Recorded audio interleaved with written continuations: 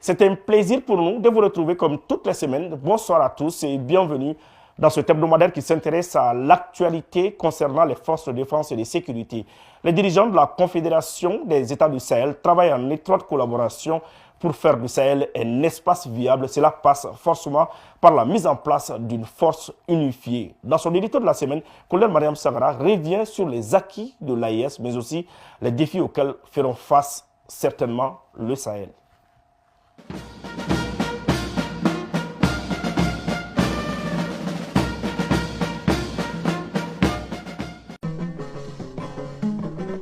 Dolongora kabira sanga bonana ulu bisame ningara jayo dolinye ha jabali ibora ila mama brazula jadindo maja nyamina araba kale odo maja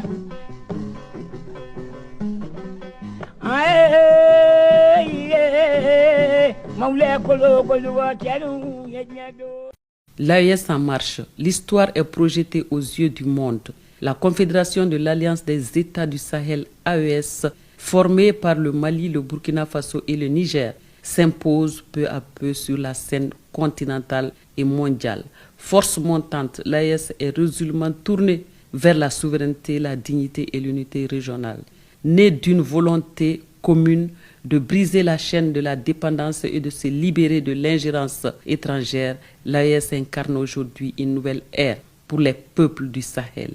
L'AES symbolise pour les trois peuples une rupture avec la domination et l'impérialisme impropre. Ce qui était vu à la création comme un simple regroupement face au terrorisme programmé devient aujourd'hui un véritable programme politique, économique, social, diplomatique et civilisationnel.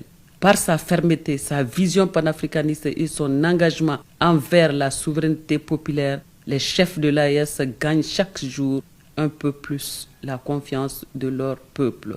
Ce soutien populaire n'est pas anodin, il est le reflet d'un espoir profond, celui de ne plus jamais subir comme par le passé, mais de choisir sa voie pour un avenir prospère. Sur la scène internationale, la Confédération s'affirme.